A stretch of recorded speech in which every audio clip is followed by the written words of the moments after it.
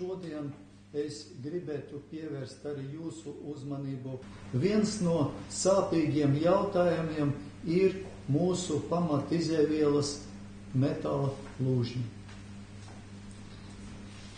Mēs precizējam ar galveno ekonomisti arī, ka pēc statistikas datiem šogad 5 mēnešos Latvija ievests vairāk nekā 300,000 tonu melnu metāla lūžņu. No Latvijas izvests vairāk nekā 100,000 tonu. To daudzumu, kuru mēs ievedam, kuru mēs iepērkam ārpus Latvijas, mums visiem ir jāsaprot, ka neviens mums nedabina, un mēs maksājam to pasaules cenu, tirgus cenu, kāda eksistē. No gada sākuma līdz 11. septembrim mēs esam saražojuši 590,000 tonu tērauda ar vienu elektrokrāsu. Strādājot iepriekšējā tehnoloģijā, gadā labākais rādītājs bija apmēram 570,000 tonu gadā. Tad mums priekšā vēl ir pilni 3 mēneši un vēl 20 dienas gandrīz.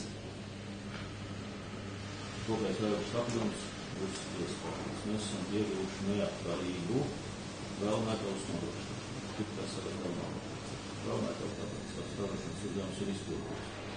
Tas, kas šodien realizācijas grūtības, tas ir fakts, lai gan mēs no gada sākuma esam realizējuši vairāk nekā sākuma. Šodien sākuma bija nogatavāta.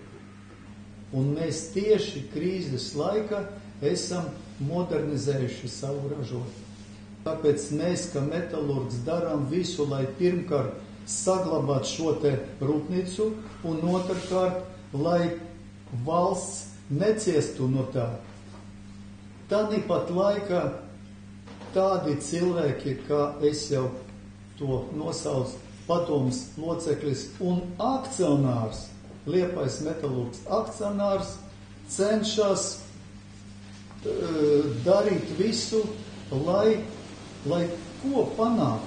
Cietīs jau tie 2300 vai 2500 cilvēki. Rūpnīca var ciest no tā.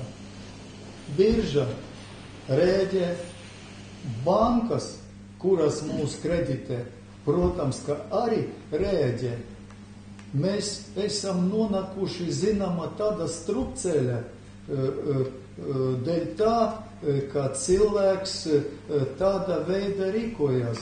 Manuprāt, ka ir citi civilizēti ceļi, ar kuru palīdzību varētu šos te jautājumus risināt. Kādā finansiālā noskaņojumā metalurgs sagaida savu 130. gadu jubileju? Es domāju, ka labā. Es nevarētu teikt kārtīgi priecīgā, jeb ka būtu, kā bija varbūt 6., 7. gads, 8. gada 1. pusgads, nē.